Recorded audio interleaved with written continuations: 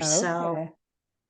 See, you never know. trying to iron out any little technical problems we might have. ¿Cómo están ustedes? ¿Bien? Bien. bien, gracias. Excelente. Bien aquí también. ¿Y usted? Sí, estoy bien. Monté en bicicleta ayer. Ah, 15 millas. Bien. I have hit my 100-mile requirement. Wow. Yay. oh my. Good So for now you. I go for that second 100 miles. So that hopefully if I get enough, I get a little certificate. This is like getting stickers when you're a little kid. Remember stickers when the little kids are in school? Yes. You get a special recognition. You get a sticker. That's kind of like, Yeah. but the weather was good. So we were out. Okay. We used to get those little stars on our forehead. Ah, sí, esos. Oh, sí, estrella. Estrellas. Estrellitas, little stars. Sí, sí, sí. Las recuerdo muy bien. Ok, vale. Vamos a practicar con muchísimas cosas, principalmente con complementos. Yeah, we're going to do some of those little pronouns. We're going to kind of venture into the other kind of pronoun, which gives people problems. But I want to back up a little bit talking about pronouns and see if you guys have any questions regarding the little home bits that we had from last week. Yeah, especially this page. Actually, I'll bring up the two, but in case I always have folks who oh boy, they've changed all my controls on Google. Thanks, Google. Sort of.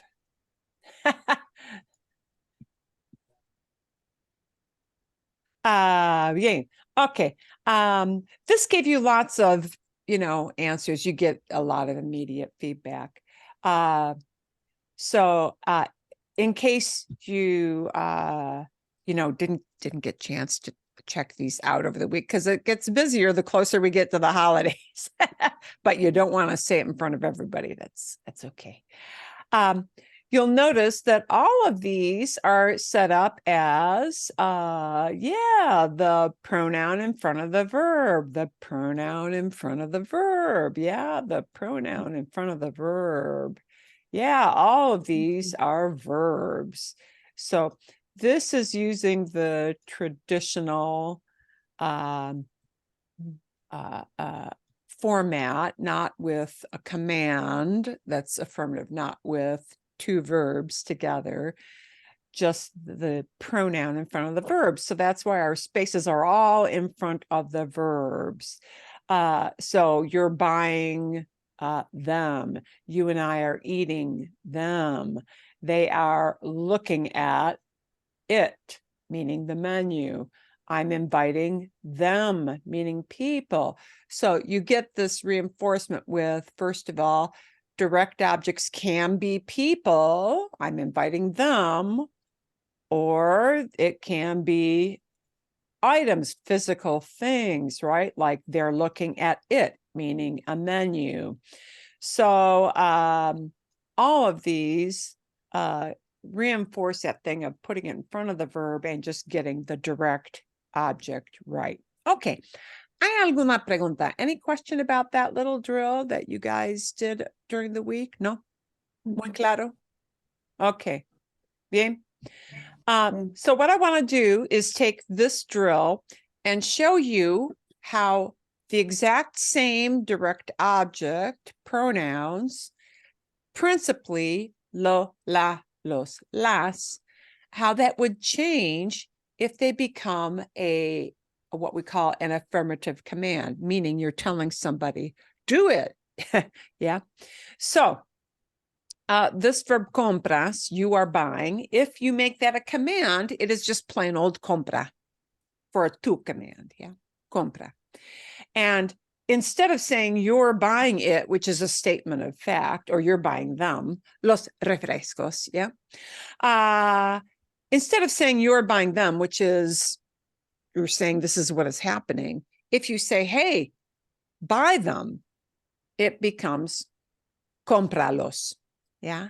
If we turn it into a command, these little pronouns will get tagged on to the end, but it has to be an affirmative command, okay? So I'm going to show you how this is different. By them, the position of that little word los shifts around. It becomes compralos, compralos. And usted command would have a different ending. Instead of compra, it becomes compre, comprelos. Still, we tag it on. But notice what happens with a negative command. Don't buy them, meaning there's something wrong with them. Yeah. Would a negative command, that little los word will shift back to what you're used to, pronoun in front of the verb. So affirmative command, buy them, is cómpralos. Don't buy them becomes no los compra, or no los compres, perdón, no los compres. So when you hear people throwing these little words, lo, la, los, las around, where that word goes, the word order may shift around a little bit. So we're going to turn these into commands so you can hear how they sound different. If it's a command, we're going to do all the affirmative commands because some of them that may not make sense to make them into a command, but you know, a lot of them it will. So, tú y yo las comemos. Tú y yo las comemos. If you want to say eat them, meaning the lobsters, the shrimps, whatever, yeah, it becomes cómelas, cómelas, eat them. If you make it a we command, which you can do, it's comámoslas. But let's make it easy. We're just going to make them a command to a friend. Tú. Cómelas, cómelas. Don't eat them.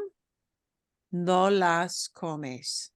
No las comes. So the negative commands, the lo, la, los, las comes back to in front of the verb like you're used to. Yeah, this is a kind of a sticky thing. So the reason I'm telling you this is as we move forward, you will occasionally, well, you will often have videos. Every time you get a listening comprehension video, these little things will start to pop up. And sometimes people will be saying something as a command like, oh, look at it, or yeah, or send me your comments. Yeah, you'll get all kinds of references where sometimes people will be using commands versus sometimes people will be talking about a fact and they will use these little pronouns. So you'll hear the position of these little words, lo, la, los, las, shift around a little bit. Okay, let's take a look at this one. Ellos lo miran. If you say, look at it, meaning look at the menu, it's míralo, míralo, right? A you guys command would be mírenlo, mírenlo. We would tag it right onto the end of the verb as it's all one great big long word. Mírenlo. But don't look at it is no lo miren. No lo miren. For tú is no lo mires. So it comes back up in front of the verb. So you'll hear how that shifts around. Question. Sí. So then if you were writing that as a command, you'd have to put the accent on the I? Buena pregunta. Good question. Let's take this off for a minute and we'll take a look at what happens. Yeah. Now, this is not a big deal for speaking, so we're not going to spend a lot of time on it, but it is a big deal for writing. Okay. And, you know, in a lot of cases, you don't need to be writing stuff. So that's why we'll only spend a little bit of time on this. Right. Let's take a look at this as a command. Mírenlo. That all becomes one great big word. It all runs together, right? But because I'm tagging on an extra syllable to this word, in Spanish, if you write it, that means when I tag on an extra syllable, quite often, what has to happen is I need to have an accent mark. And there's a phonetic reason for that. I'm not going to go into it right now because it's kind of a detailed thing, but that's what it will look like in writing. Mírenlo. Right. So how do you know where that accent mark goes if you're writing, like, let's say you're texting somebody or you're writing an email to somebody? It goes, how do you know where it goes? Well, you know, because if it doesn't have the word lo, the syllable that gets more punch with your voice, it gets more stress, gets more emphasis is miren. It's the I sound. Miren. It's the letter I, la letra I. See? Miren. Okay. So when I tag on that syllable,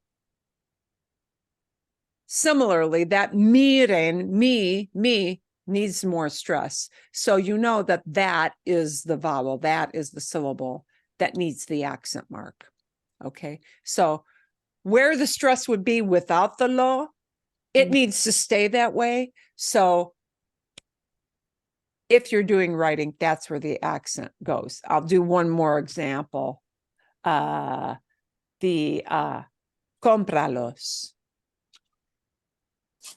Cómpralos, again, if you were writing it, because we're tagging on the los, if I didn't have the los, you would pronounce this word compra, right? You know, you don't say compra, you say compra. Okay.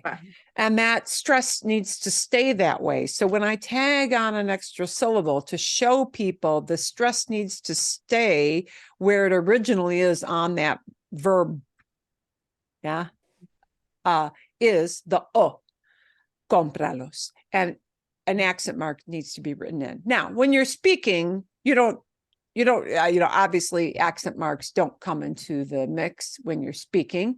And everybody, when I say just tag it on the oven, everybody says cómpralos, and it's supposed to sound like compra. So yeah.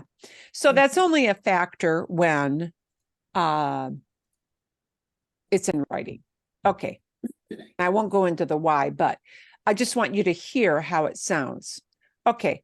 Vamos a ver. Let's take a look at the idea of invito. I'm inviting.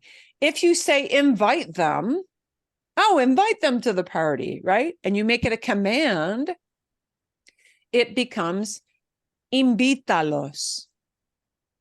Invítalos. We tag on the los to the end, right? If it's don't invite them, no los invites, no los invites. Okay, bien. If we make this ver into a command, right? Well, see her. That doesn't make sense. You're not going to say see her. Well, you might, but not common. Want. We don't use want as a command. We got to skip that. Order. We can make that into a command. Okay. José pide el jamón. Él lo pide. He's ordering it. Okay. Él lo pide. Order it, meaning, order that thing. Yeah. Becomes pídelo. Pídelo. If you think that item is yick, it's a bad, don't order that. That's yick, bad. No lo pidas, no lo pidas, no lo pidas. A negative command, the lo will come in front of the verb, but pídelo, we attach it. Conozco, we can't really turn it into a command. I mean, technically it exists, but you're not going to hear anybody use that, so we're going to skip it.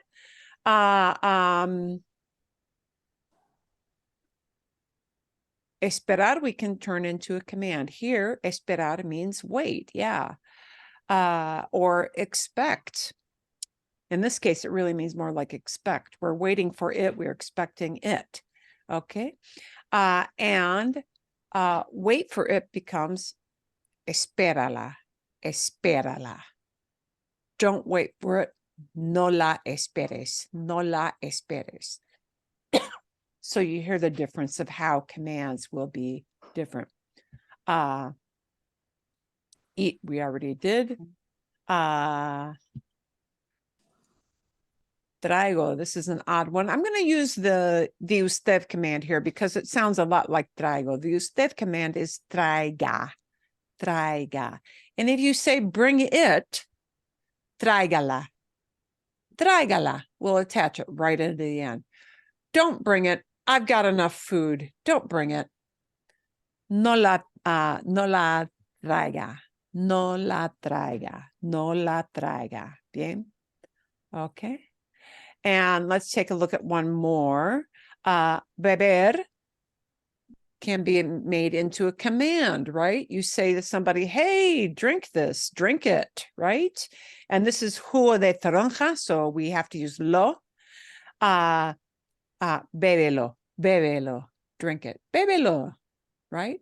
Don't drink it, meaning you've had enough, or it's just bad, right?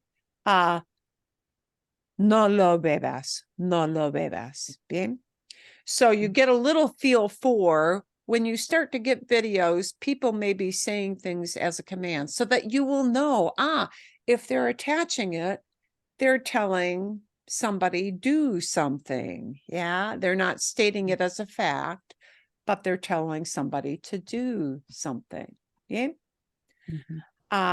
So the little position of that may shift around a little bit for a few different reasons. Hopefully you got a chance to get to this little drill because again, it gave you some practice and it, I think it's got a self-correcting. Yeah. Where it told you that. See, Cindy, dime. Okay, I think I've asked this before, and I don't know why I cannot get it straight in my head. But we changed the letter. I'm listening to your pronunciation. Bebelo means drink it. Sí. No lo bebas. Now Sí. we're AS. We were E, and then we're Sí. AS. Why? Sí. Why? ¿Por qué? Because sadly, commands do a bunch of different things. Okay, so let me show you just real quickly. Rápidamente. Okay, and let's take your example of bébelo, drink it. Meaning you tell somebody, hey, go do that.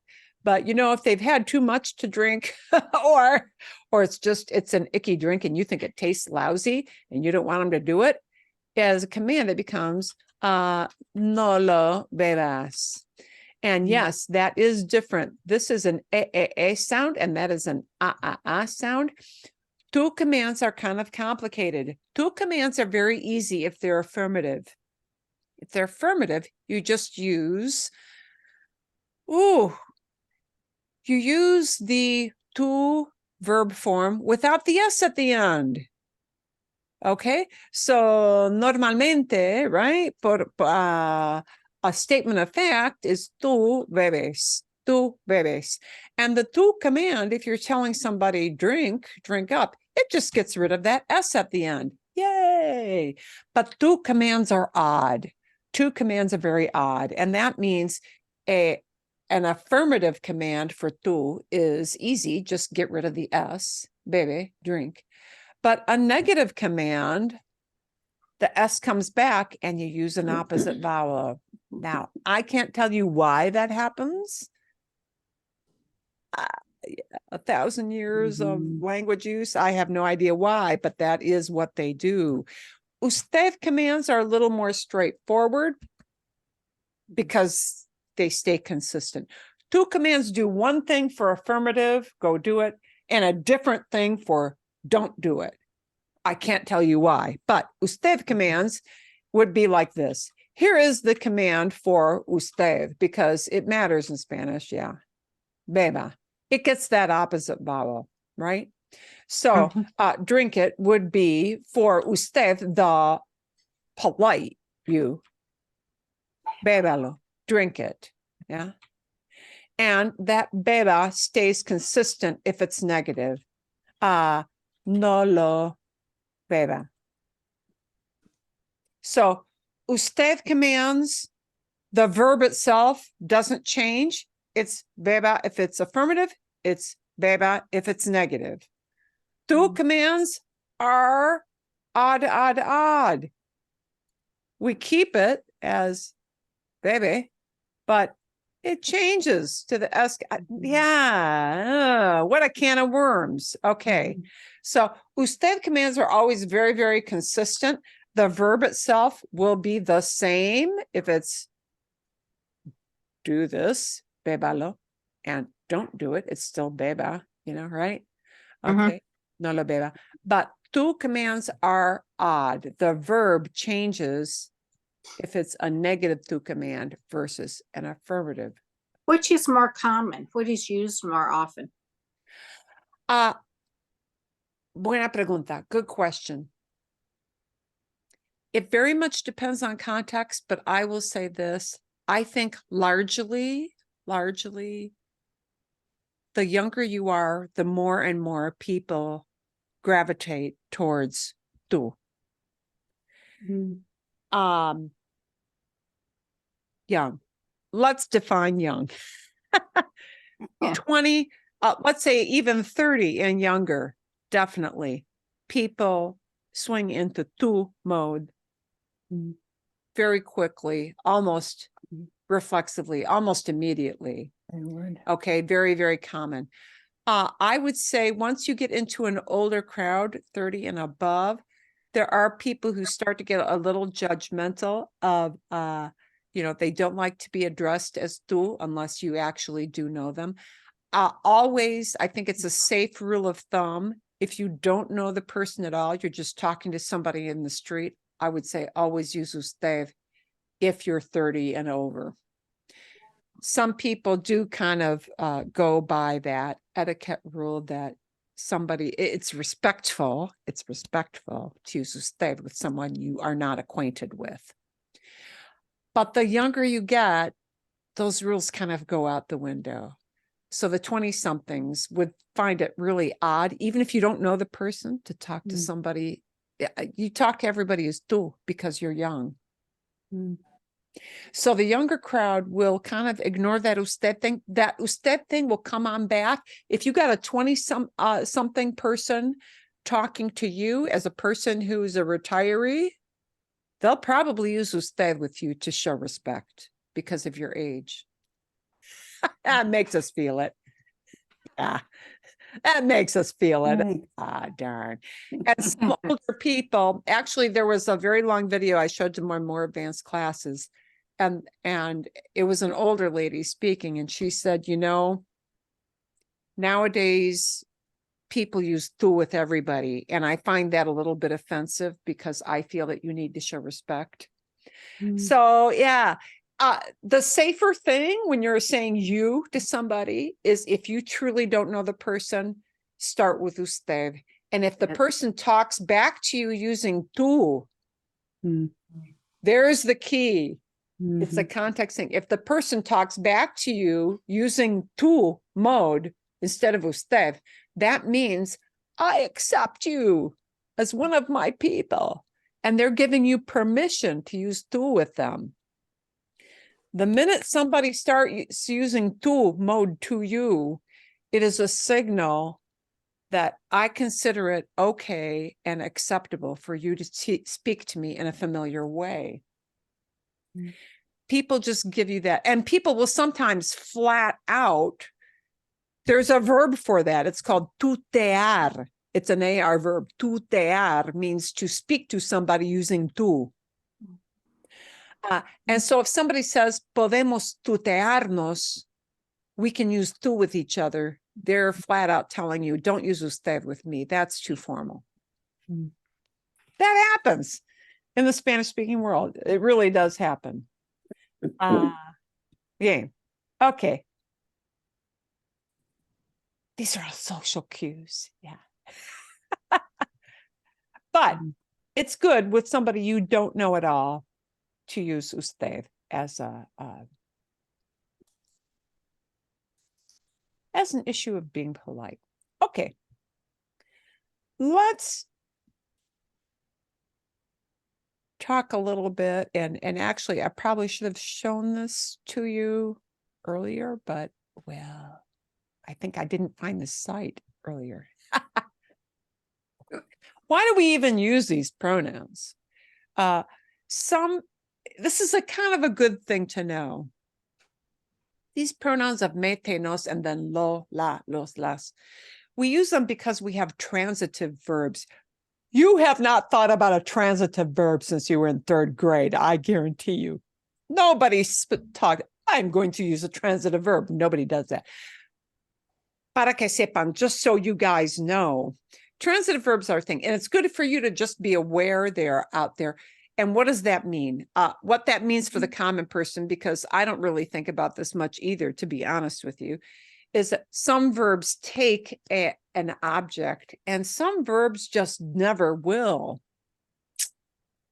So here's an example of a verb that never takes an object. You will not hear lo used or la used with these kind of verbs.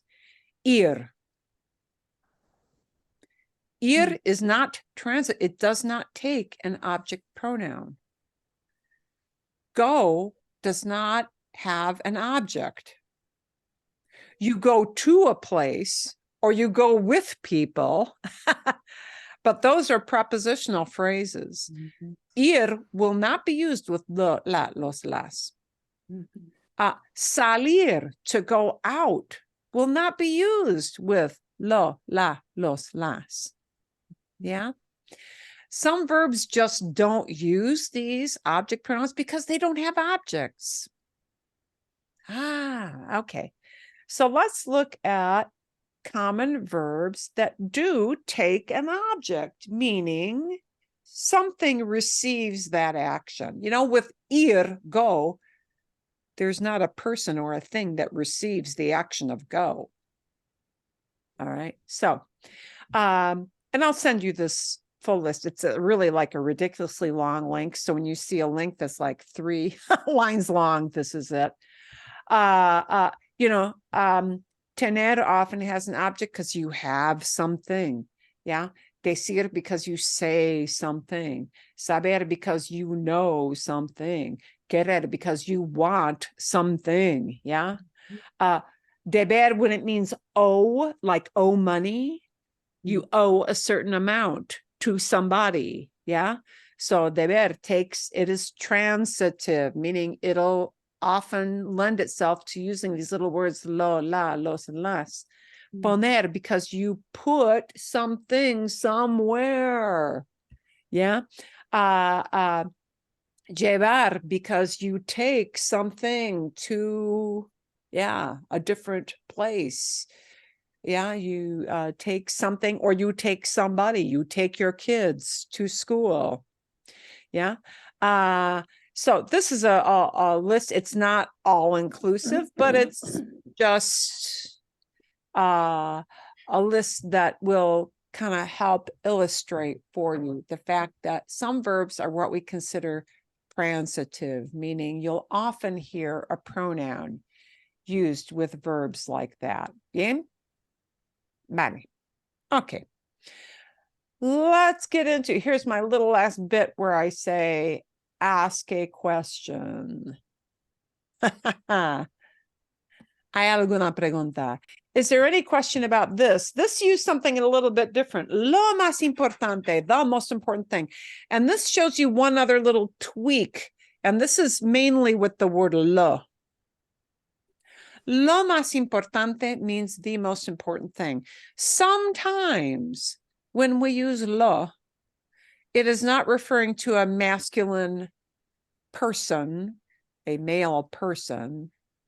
Sometimes it is not referring to a masculine object. It just means the something thing, the description with a thing. Yeah. Okay. And that's what they were showing here. The most important thing and the key idea here is this word thing. In English, we often throw this around with a description. The most important thing, the hardest thing, the easiest thing. the most memorable thing. Okay.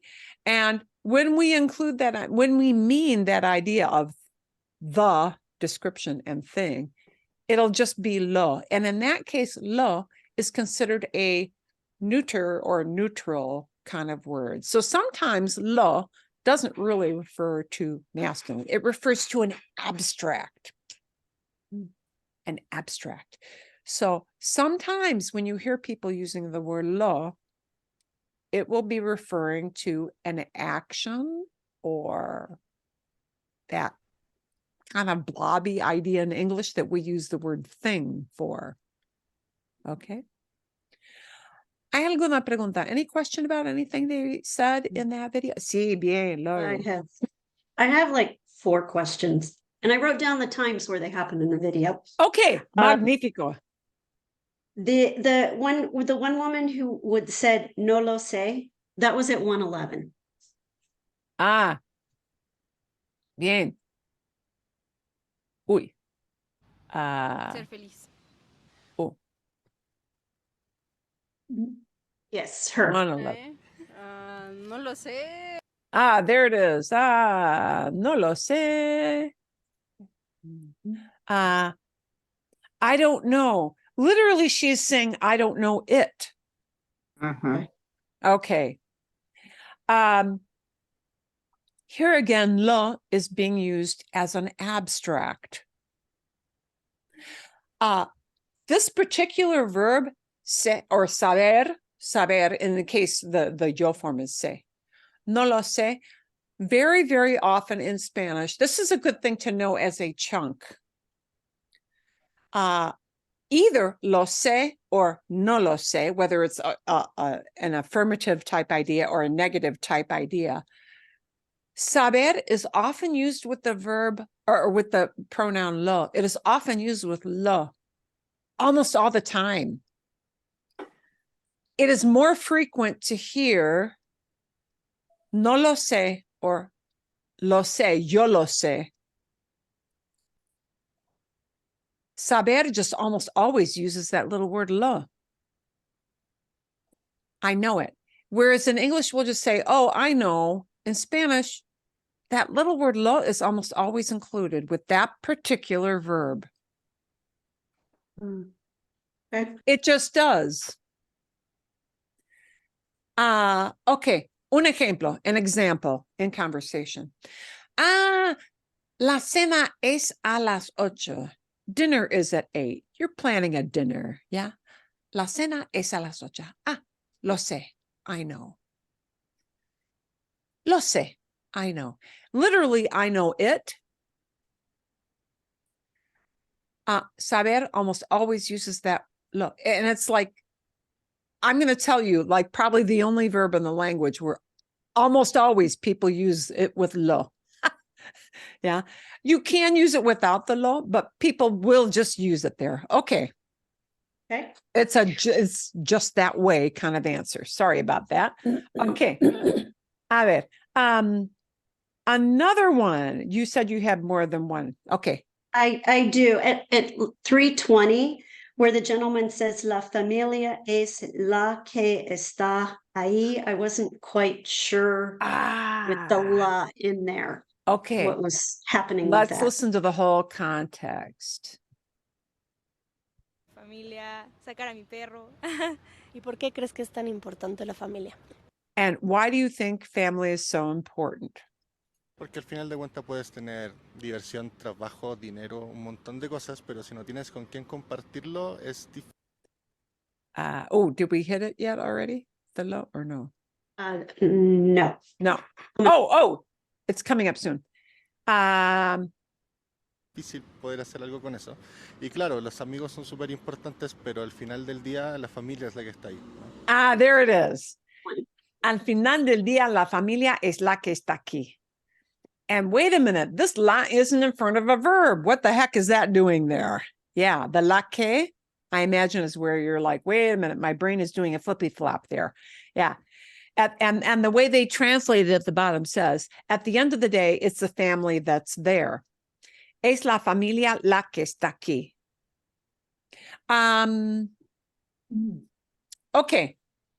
He could have, it would have been okay to phrase this as, alternatively, la familia está ahí. Family is there. But what he's saying here is family is the thing that's always out there, the thing that always remains, the thing that's always around. And the thing that now is not referring to something abstract or an activity. It's referring to family as a unit. And la que is what they call a relative pronoun kind of thing.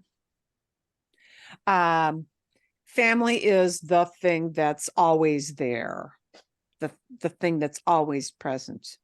And you have to express it in Spanish as la que. We don't have a verb to put that la in front. Well, we kind of do. We've got está, but it's the thing that becomes es la que. It's the thing that. That's why. Okay. Bien. ¿Qué más? What else, Lori? At 341, lo más que se pueda.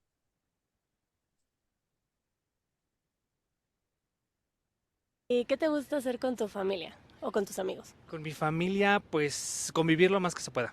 Digo, a veces aquí la... Oh, do we miss it there? See? Yeah. It was Okay.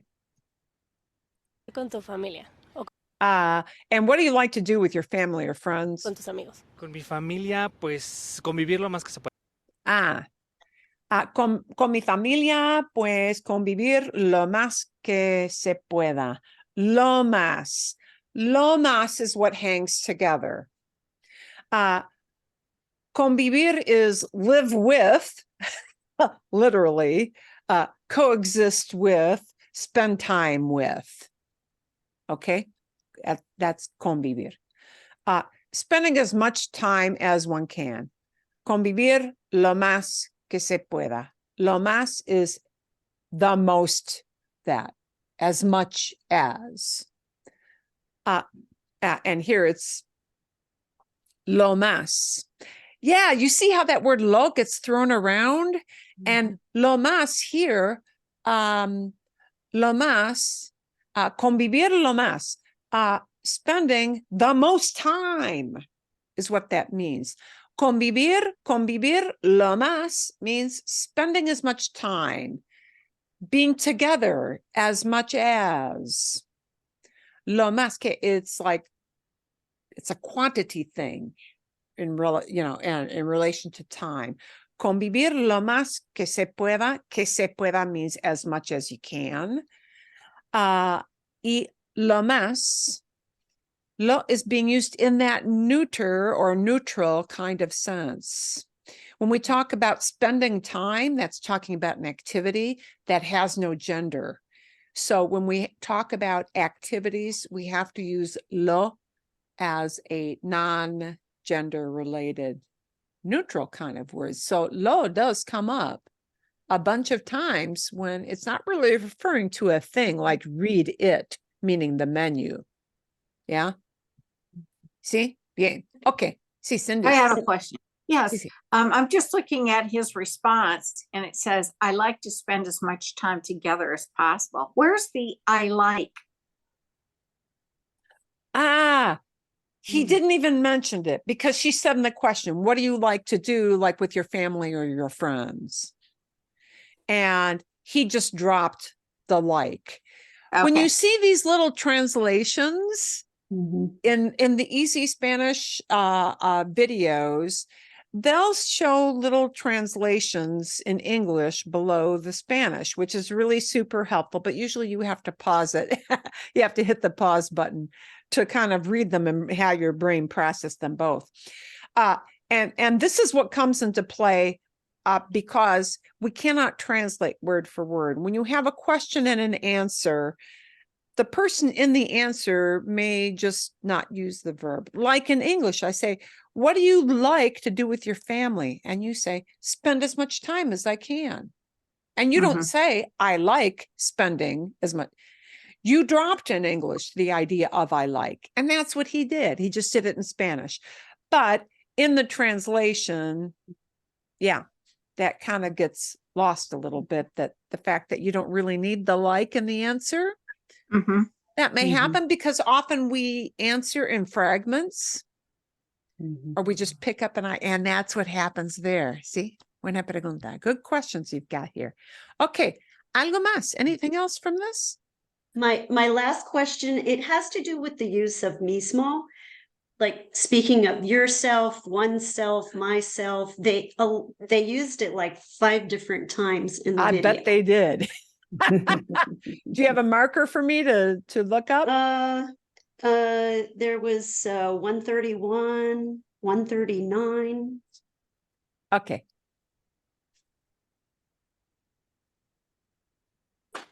Para mí, la familia, mis amigos y pues no sé, estar como a gusto contigo mismo para pues, Ah, bien, there it was. Contigo mismo.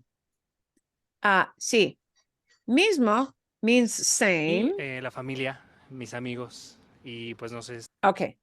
A gusto is another clump here. Como a gusto, like at ease. Yeah. A gusto means at ease or feeling easy with somebody. Contigo mismo. Contigo mismo, with you yourself.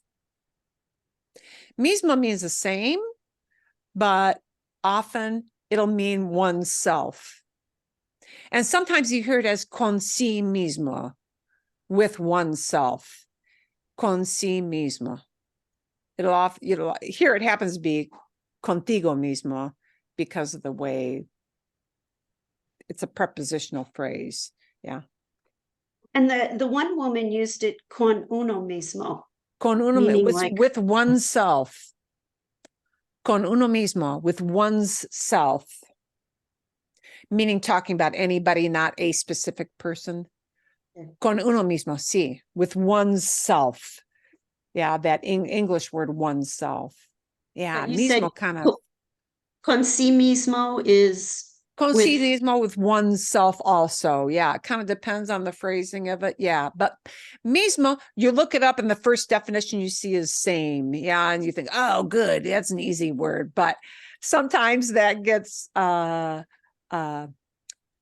clumped together with other little phrases, and it'll be a oneself or his self, with herself, with myself, yeah, with yourself.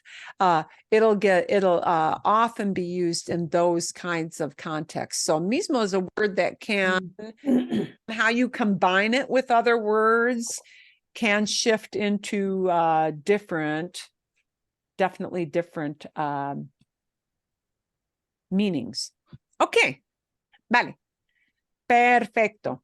I imagine you probably don't have a lot of questions about the last little video that you had. It was just kind of the fun drawing thing. It was just a silly thing, just for listening comprehension.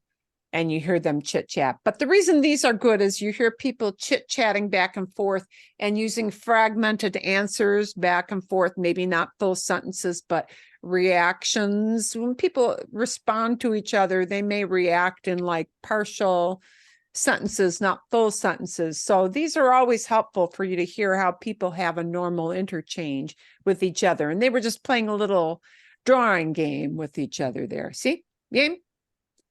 Okay. Perfecto. That one was not connected to any grammar kind of stuff. Okay. A ver.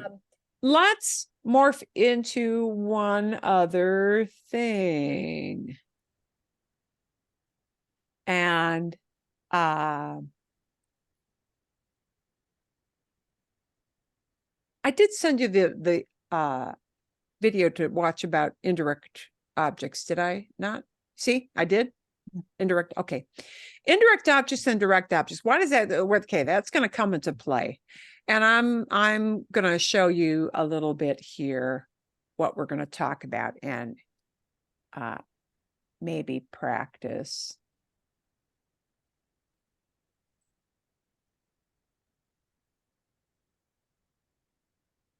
Actually, I'm going to show you this video first because it's going to illustrate in very, very simple terms. This guy often does a really super good job. So we're going to get into now what we call indirect objects.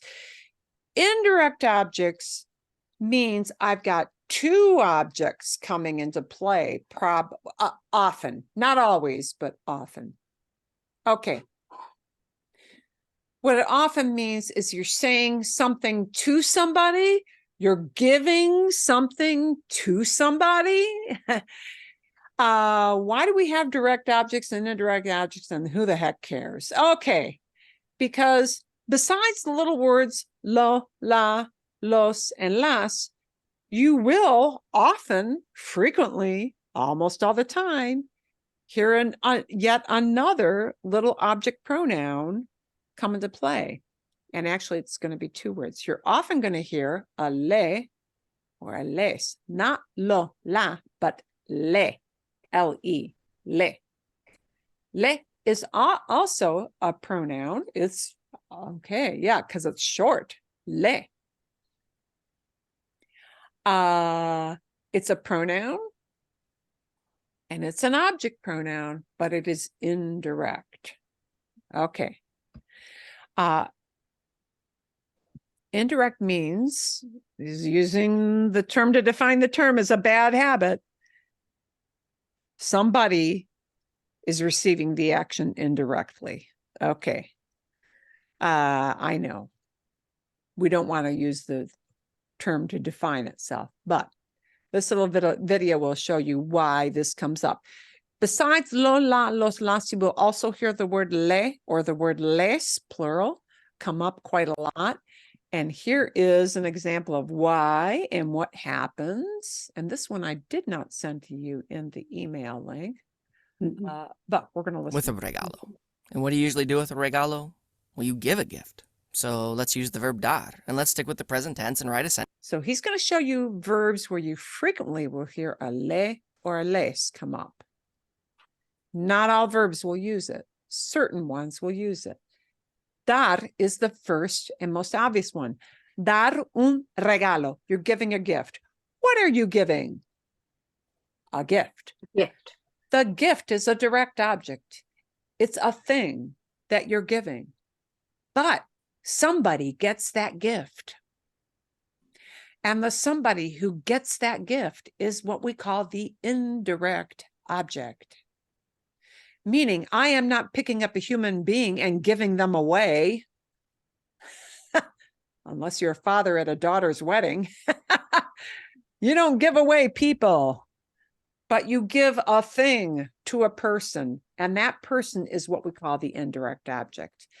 And that indirect object could be a me, te, nos, but it will often be a le or a les. Okay. And that means the human being is not what I'm giving away. I'm giving away a gift, but somebody gets that gift. Somebody gets that direct object. The indirect object very frequently gets the direct object. Ooh, the indirect object is a human being who gets that direct object. So let's see the examples. Sentence and say, yo doy el regalo. Let me draw me again. And what do I have this time? Well, I've got some truth. Sorry, don't know how to draw truth, but la verdad. And what do you usually do with truth? Well, I hope you tell the truth. So let's use decir. Yo digo. Decir, you will often hear a le or a les. Okay, you may also hear a me, te, nos, but you already, me, te, and nos are always me, te, y nos.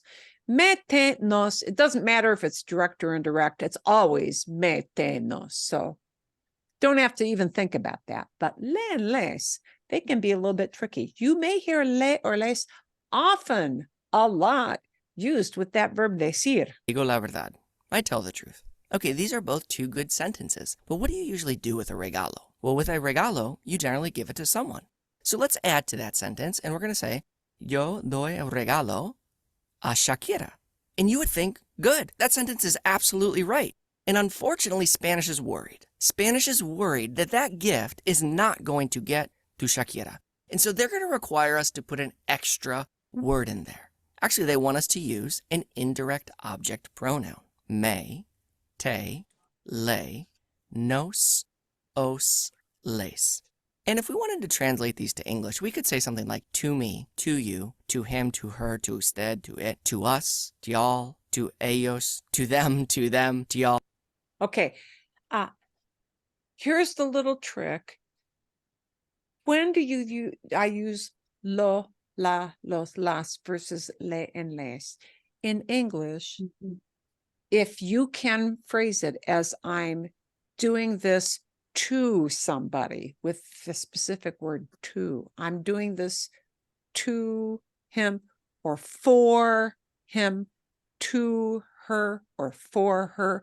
If we can insert that idea, that is when we use a le or a les. Okay. Indirect objects are often expressed this way in English. You do something to somebody or for somebody, like you prepare a meal for your family. What is the thing you're preparing? The meal. That's the direct object. But you're preparing the meal for a group of people. And that group of people that gets the meal, whoever gets the direct object, that's the indirect object. You're giving a gift to your spouse. You're not giving your spouse away. You're giving a gift to somebody. Who gets the gift? The person who gets that direct object, that's the indirect object. Okay, we do something to somebody or for somebody. If you can insert that idea in English, that's what the but that's what the indirect object winds up That's being. an approximate translation. Which one do I need? Let's go back to that sentence. Yo doy el regalo a Shakira. Spanish says whoever is receiving that gift, Shakira, she falls into box 3. We have to help guide that gift to her, le, and we will place that le previous to the conjugated verb. Yo le doy el regalo a Shakira. I give. Okay, so now what he's reinforcing here is somebody's getting that gift. Okay, and in Spanish, we really need these little words, le and les. They come up a lot. Dar, you almost never hear without a me, te, nos, a le, or a les. Because you're always giving something to somebody. And it sounds almost a little odd to hear it without a le or a les. Because you're giving something to somebody. And that is almost always included in Spanish. Okay. That little thing he says about Spanish is worried about it won't get to Shakira. It won't get to the person. What he's kind of trying to say there is that this verb dar, you'll almost always hear it used with a me, te, nos, a le, or a les. And often it winds up being a le or a les. Okay. You're giving something to a group of people or to somebody. See, Lori.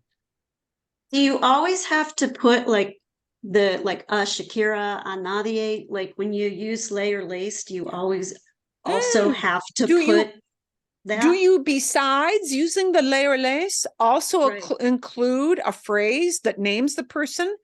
Often. Okay. If it's le or les, often. Mandatory? Not necessarily. Okay. But think about it. Lo, la, los, las, you've got gender in there. Yeah.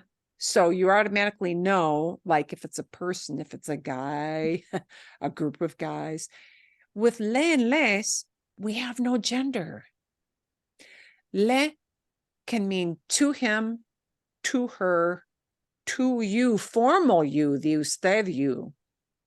So it can mean, le can mean 3 different things.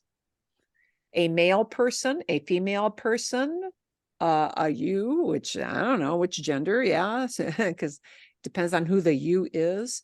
So le has no gender designation. And because of that, it can mean to him, to her, to you, formal, because out of context, outside of the context of a conversation, it might not be clear who you mean by le. And that's why often, if it is not clear from context, and even if it is, they'll often include, even with the le or the les, an extra phrase. It is frequent to hear that. But It it would defines who be, we mean. See, so even if you said, yo doy el regalo a Shakira, it's incorrect if you don't have the lay in there. it's incorrect if you don't have, yes. Okay. A lot of people say as a workaround, and they do this as a workaround, they say, I don't understand the difference between lo, la, los, las, le. Oh my God, this is too confusing. I'm just going to say, doy el regalo a Shakira. To a Spanish speaker, that sounds weird. That sounds weird. Here's what doesn't sound weird. Here's what sounds normal. Le doy el regalo. That's okay. Le doy el regalo a Shakira. That sounds okay. Always the le. Always the le. I can use an a Shakira. I can skip the a Shakira. That's optional. A Shakira is optional, but you'll often hear it. Le doy a Shakira, both okay. Not okay, doy a Shakira. Avoiding that le sounds weird to them. Okay. Now, will somebody understand you? Yes. But will it sound natural? No. It'll sound like a workaround. I could say it's an NBD, a no big deal. But it will sound, will you be understood? Yes, you'll be understood, but it'll sound like weird. It will sound like somebody saying to you in broken English, I go to store. You know, you think that sound okay. Do you understand what they're saying to you? Yes. But does it sound odd? I go to store. Yes, it sounds odd because that's not what you expect to hear. So here's the key. That little word le, people expect to hear it. Le doy, they expect to hear it, okay? But notice it still comes in front of the verb. So placement, word order, it'll be what you learned with the lo, la, los, las stuff. So the indirects go in the same places in terms of word order, but we need to kind of get used to certain verbs do take an indirect object pronoun. Give Okay, the gift let him go. to her, to Shakira. It's like a belt and suspenders kind of thing. Let me give you another example. Let's tell the truth to someone. Digo la verdad a Shakira. Spanish is worried that that truth will not arrive to her, so we need a le. Yo le digo la verdad. We need a le. It will sound weird to people to use decir without a le or les. Okay, could be a me tenos, depending on the verb. But it'll sound a little odd to them without that word le. Certain verbs often, almost always use that. Verdad a Shakira. I tell the truth to her. Now, these two verbs are where I want you to focus on, dar and decir, because these are your model sentences. They represent bigger categories. Dar is a verb of exchange, so giving something to someone. And there are other verbs that work just like this. So now he's going to give you a list. Now I'll give you the link to this again. Certain verbs often use this word le. So if you don't like to think in terms of grammar, and most of us don't, none of us do when we're speaking, we just use it, right? We don't think about, I'm going to use this grammar rule. Nobody speaks thinking that way. We just speak because we're used to the pattern. Certain verbs will use this pattern of using the word le or les to talk about who receives that action indirectly. So what is more helpful to you often as a beginner type person is knowing, oh, these kind of verbs, I'm often going to hear a le or a les associated with them. Okay, to get used to, these are the verbs that'll often use this. For example, vender, traer, servir, regalar, prestar, ofrecer, llevar, enviar, deber, dar, comprar. Okay, now That's a fast list. But let's take that apart a little bit and think about it. You're giving a thing to somebody. That's the normal pattern of that action. You give a thing to somebody. You sell a thing to somebody, indirect.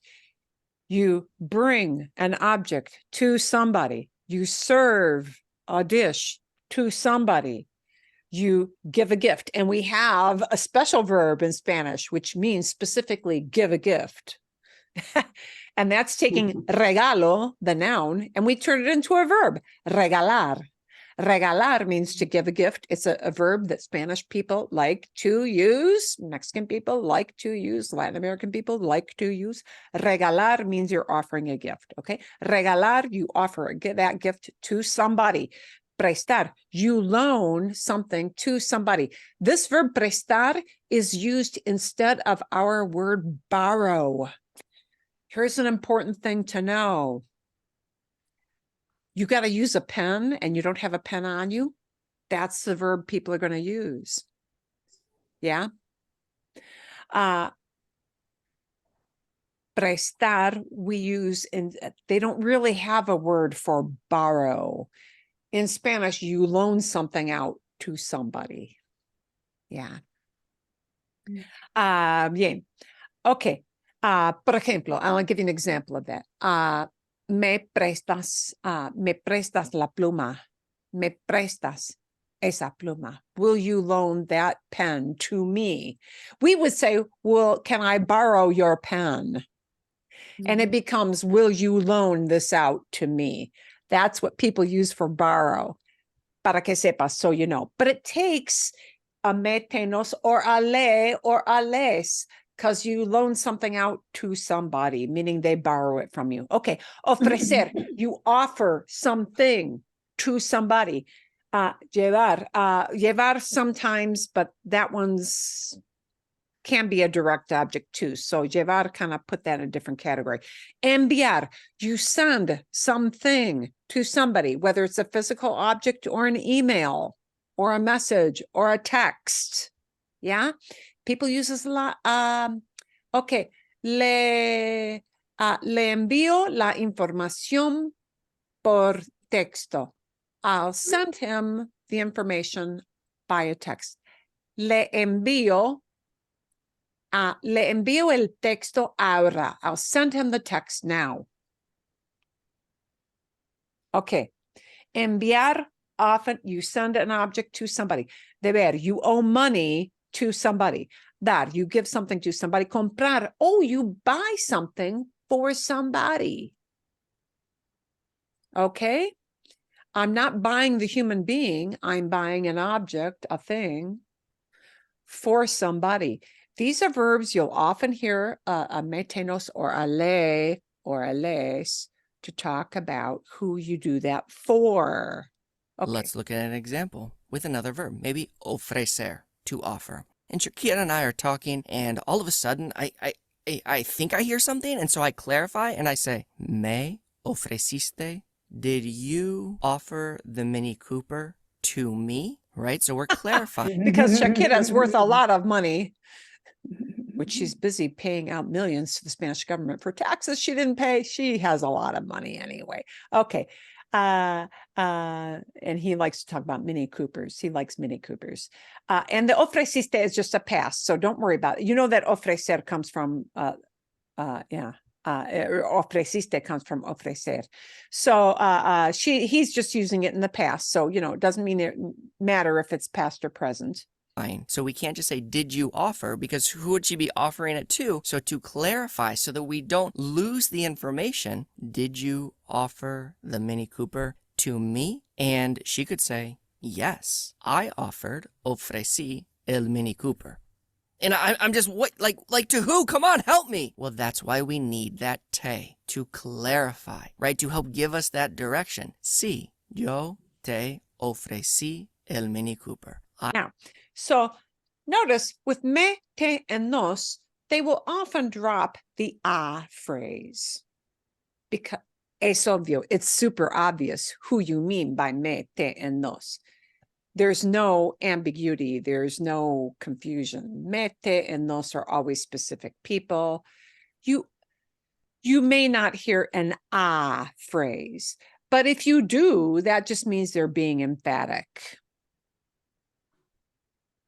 Oh, te ofreciste el Mini Cooper a ti. Oh, I offered, and here's what we do with our voice in English. I offered the Mini Cooper to you. We do a to you. We do inflection with our voice. And that inflection with our voice in English becomes an ati. So you may hear an ati, but then it's an emphatic thing. Yeah.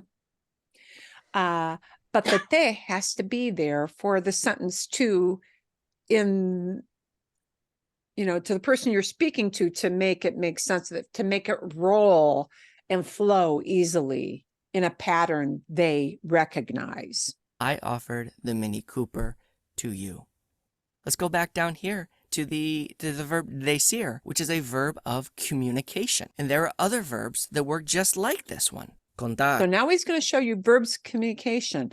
So verbs of exchange, verbs of communication often use le. So it's just good to know, here are the verbs I'll often hear associated with le and les, the most common ones. There are others, but probably some of the most common ones. Decir, enseñar, escribir, explicar, hablar, leer, pedir, preguntar, recomendar. Let's write a sentence with contar. Okay, so let's stop it here because that came boom, boom, boom, boom, boom, real fast. You tell a story or a joke. Contar is a little more specific than decir. Contar means it's going to be a long one. Sit down and get comfortable. Yeah. Contar means to tell, but it means they're going to give you lots of information as opposed to decir. They may just be giving you a phone number. Yeah. Contar is to tell a long story. Contar, you tell something to somebody. Again, that English idea of to or for somebody comes in.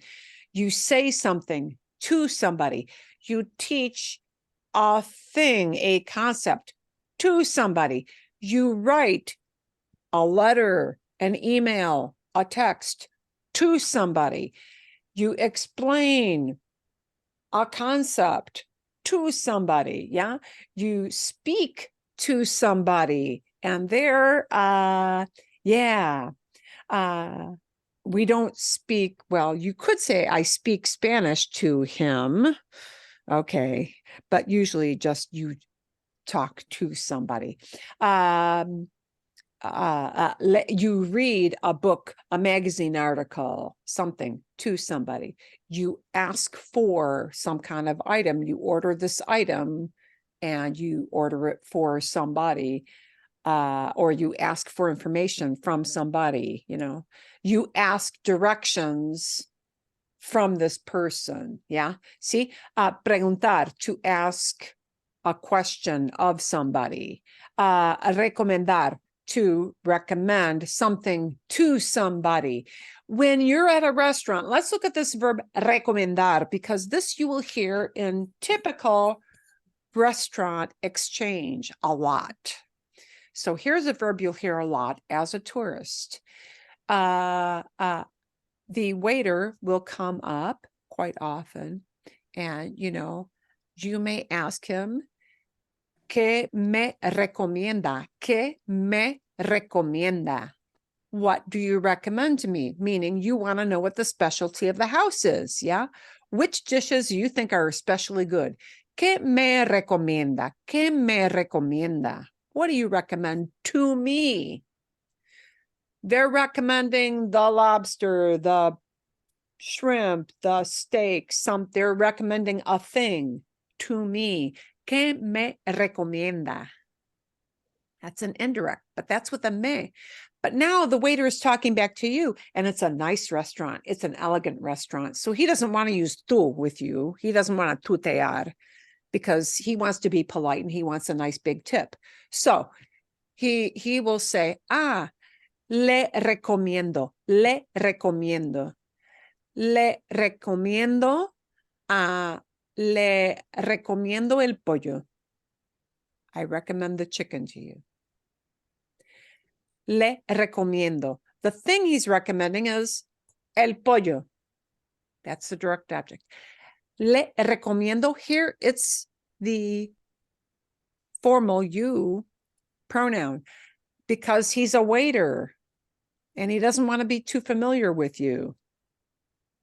He wants to be polite. Le recomiendo el pollo. Le recomiendo el pollo asado.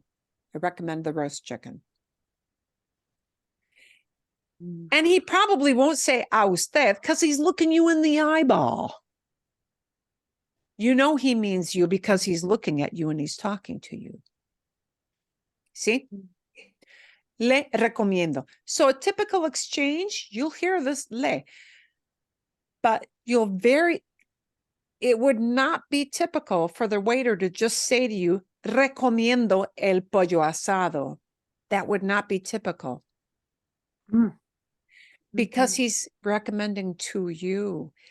It is atypical to hear that phrase without the word le or les if he's talking to like 5 people at the table. Yeah. The les would be the you guys. Les recomiendo el pollo asado or le recomiendo el pollo asado. So it would sound a little off to them to not hear that word le or les. It'll sound off. Your basic communication will be understood, but it'll sound a little off. Okay? I could say, did you tell the secret? ¿Contaste el secreto? But I want to say to someone. So maybe like, ¿contaste el secreto a los niños? But Spanish, again, says that's not enough. When we have a verb of communication, information is going from one person to another. That a los niños isn't good enough. We need an indirect object pronoun. So, did you tell the kids? It's not enough to just say it as you see it written there with the green, a los niños. It's not enough. It sounds weird to them to not have a pronoun and just say a los niños. We can do that in English. Did you tell the kids? But in Spanish, it sounds off without that pronoun there. So the pronoun we would need for a los niños is you can keep the a los niños.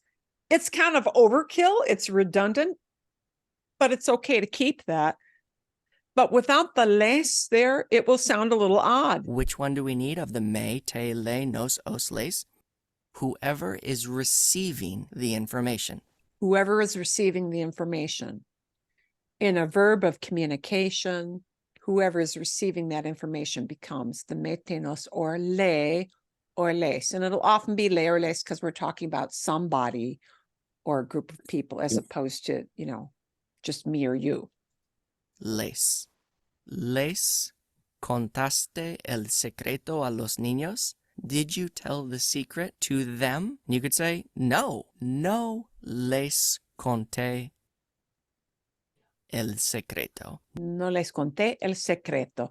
Now, typically in the answer there, you wouldn't include the a los niños in the answer. It might be in the question, but not in the answer, because now it is understood. It was stated in the question, so it's understood. And you can just go with that little pronoun. Les conté. And here it happens to be a past, not cuento, but conté, I told, opposed to I am telling right now. It's just a past tense. So don't worry about the conté part. The les in front of the verb. Okay? Bien? No, I did not tell the secret to them. How about one more example? So let's go back up here with these verbs of exchange and let's use enviar, to send. Will he send flowers? Enviará flores? Well, who are those flowers going to? And so Spanish, again, to help us understand where those are going, needs an indirect object pronoun. And let's say, will he send the flowers to us? Nos enviará las flores? Yes, he will send the flowers to us. And one final one with a verb of communication. Will they explain the information? Explicarán la información? So that's a good sentence. But what if we wanted to say, will they explain the information to me? We have the me. We place it before the conjugated verb. Me explicarán la información?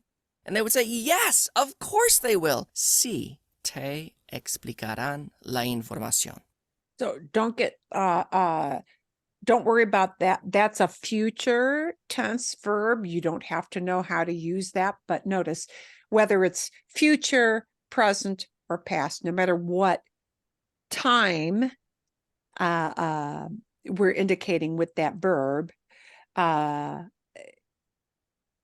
little me, te, nos, le, or les will always be in front of the verb. It will no matter what the tense of that verb is. Dar and decir. Start there. You're giving something and you're telling something. And when you're giving it to someone, you need a me, a te, a le, a nos, an os, and a les to make sure that it gets there. I know, it's kind of fun, right? Like you get this extra step, and at first you're probably thinking, why? And then I would say, because variety is awesome. Because having more options and Because variety is awesome. Okay. Yeah. And the real answer to that is because that's just the way they do it. Okay, Laurie. So see. just to, it's kind of hard for me to wrap my head around it because will they explain the information seems like a complete sentence in English, but if you don't have that may in there for Spanish, it's wrong. Well, or it sounds weird. I wouldn't say it sounds weird to them without it. It's just what they use. Yeah. And where people kind of get hung up, if you they will say, well, if I say, I'm going to take this down to a really super simple verb like hablar. Hablo a él, I'm speaking to him, sounds weird to them. Le hablo, that sounds normal. Le hablo a él. Wait a minute. If I'm saying him, if le is to him, can I just skip? Oh, mejor, better example than that, a él. Le hablo a Juanito. Le hablo a Juanito. Le hablo a Juanito. If the le hablo means I'm talking to him, why the a Juanito? Isn't that doubling up? But that's, yeah, the way they use that, it's just the a Juanito is being super specific, that I don't mean a Laura. I don't mean a los niños. Yeah. But yeah, even with the le, I'll often get an a Juanito. I can drop the a Juanito if I want to, but the le hablo, yeah. They always use, yeah, certain verbs you will almost always hear a le or a les. So now, if you're feeling like my brain is like semi-exploding a little bit, please know that this is a normal feeling.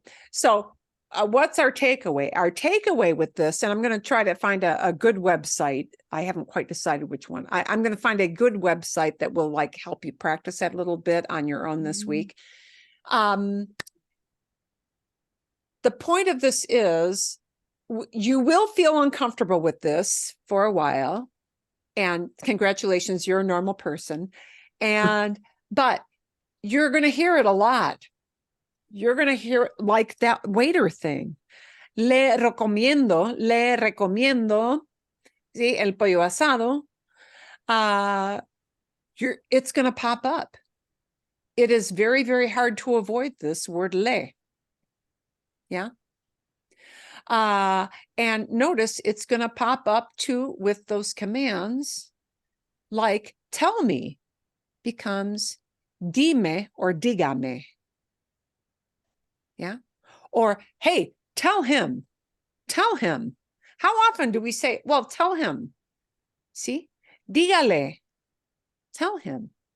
That le is going to, it's impossible to avoid the word le, or maybe the plural form les. It's almost impossible to avoid that in normal conversation.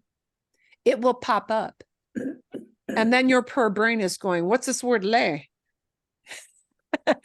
Well, yeah, it's a to him or to her, or maybe a formal you to you. And the les is just a plural is all. Okay. So I'm going to send you the link to that video so you can watch it again, because vale la pena. It is really, really super worth it to watch that yet again. Bien. I am going to find a little site that will practice that for you. Well, I'm going to see if I've got an extra one handy now, but vamos a ver. In your, I'm just previewing a little bit so that I don't forget. In your, for your listening comprehension, I don't think there are going to be too many leerles. It's going to just be a listening comprehension where you are going to hear a little bit of lo, la, los, and las. You will hear a little bit of that.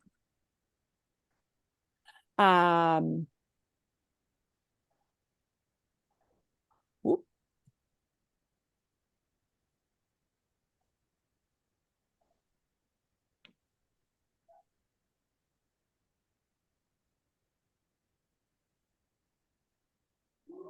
Oh, yeah. Wow. I'm sorry. Google has changed all their tabs on me, so I cannot find it right now. Bien. Okay. Vale. Just a little preview para que sepan, just so you know. Your little, just for fun listening, will be this one here. How do bees make honey? And this will not use the leerles. Well, it may pop up because it's hard to say that you'd eliminated 100%, but I want you to listen for the lo, la, los, and las in particular. You'll hear a little bit of that.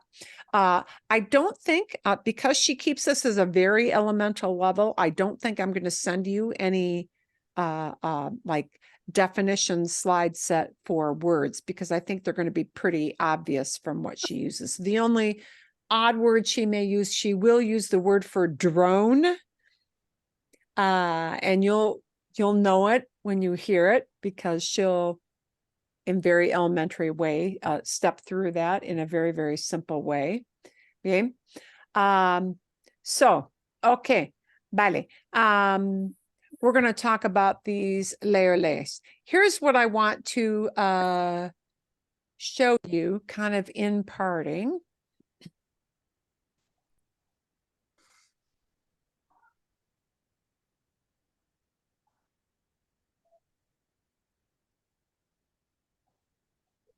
And again, they're going to go exactly where you used to put the lo, la, los, or las. They will be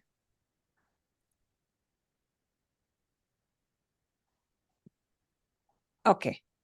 Bien. Vale. Let's take a look. And notice the verbs. This is a really great page because it uses some verbs that have an indirect, that often have, you know, the ones he had on the list in the video are not the only ones, right?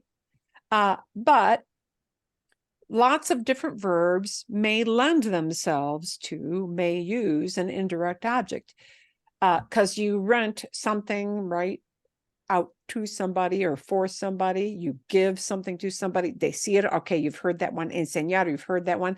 Hacer, you make something for somebody. Yeah. Or, por ejemplo, you do a favor for somebody.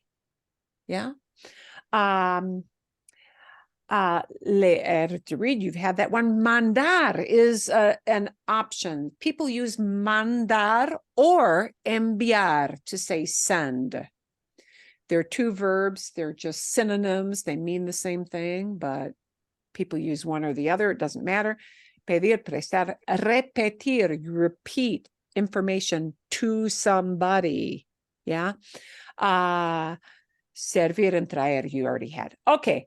Por ejemplo, here's what we need. Julio gives me a kiss. Da, there's the verb we need. Da. Julio da un beso. But we need to tell who he's giving that kiss to. Me. Me. Sí. Julio me da un beso. So notice The mete nos lee or les, they're the two confusing words, the le or the les. It still goes in front of the verb. Okay, I read a book to Isabel. Yo? Let's get the verb first. Leer Leo. with yo. Leo. Leo, okay. Aquí. Here, we're going to tell who we're reading to. And it's an La. a Isabel. La. It can't be la. Because the thing you're reading could be a la. La leo. Importante. So let's take a look. Good that you said this, Cindy. La leo would mean I'm reading it. And it might mean la might be representing la revista. Oh, le. A magazine. La le might mean some kind of noticias. Yeah. La. Yeah, who you're reading it to is what matters here. So it can't be a me or nos. It's got to be a le or a les. If we're talking about Isabel, it's got to be Le. le. Le leo el libro a Isabel. And why a lay? Because le is saying to her. To And her. oddly, because to her is indirect, it's that word that has no gender. Le does not have a gender of masculine or feminine. We can use it for gals, for guys. No importa, it doesn't matter. Indirect objects don't get gender. Okay. Yeah. Bien. But if you put a la, Leo, then the la is talking about the thing, whatever that object is that you're reading. That's a direct object. If we want to say I'm reading something to a person, to a human being, notice le or les cannot be an object. It's got to be a human being. Lo, la, los, and las might be a human being, might be an object. Le and les is always a human being. Always. Yeah, always human being. Okay. Question. See. This is kind of a little off, but if you were would you say le, lo, leo? Muy buena pregunta. Because often we use two. Often we use two pronouns. I'm reading it to her. We do that a lot. Well, they do that a lot also.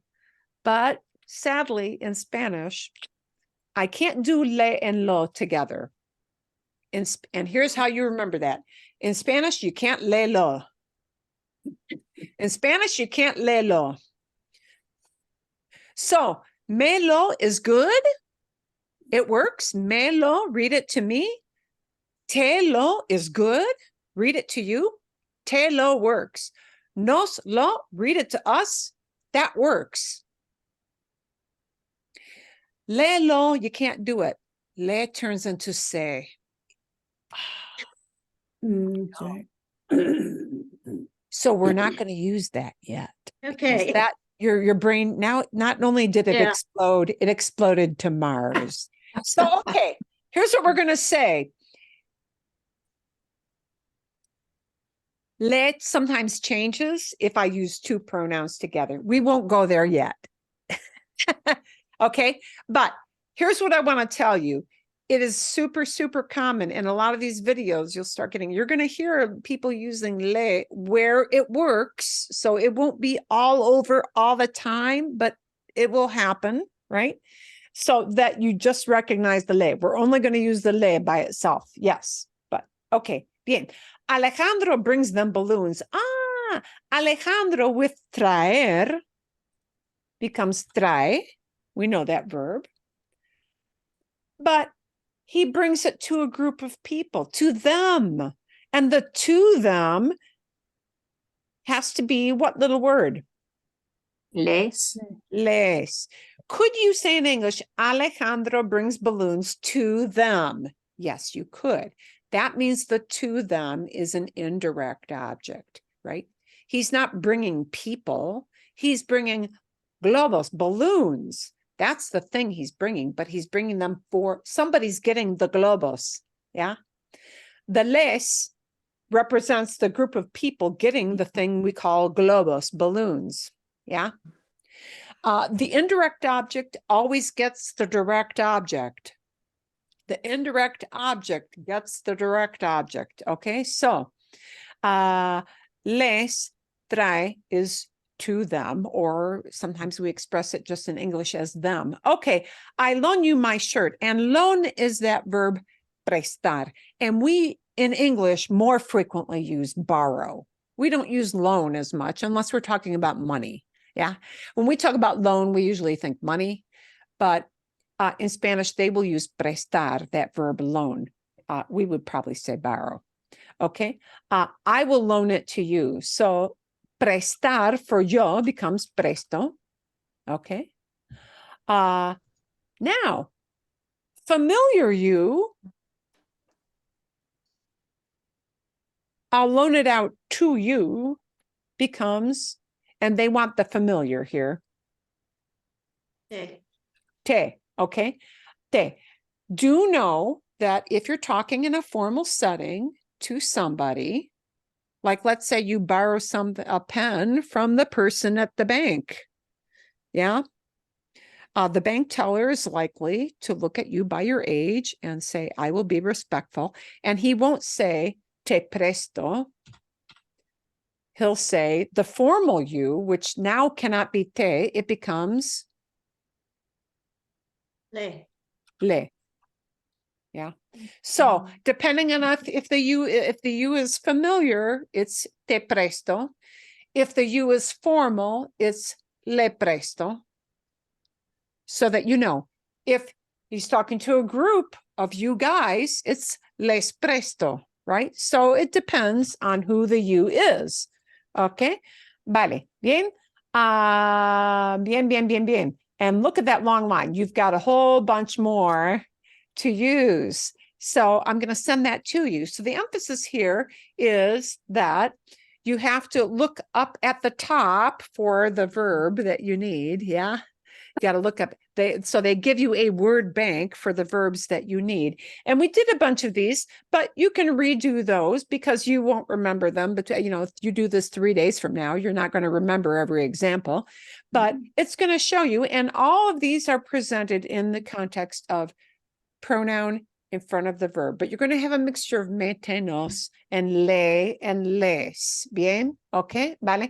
I'm going to see, I think I can probably find one other site that you might be able to practice that with, but these will come up. You will hear them, and you will, in the little listening comprehension things, hear le and les come up because it's almost impossible to avoid it. Okay. Now, you should look at the le and the les not as a can I use this perfectly concept.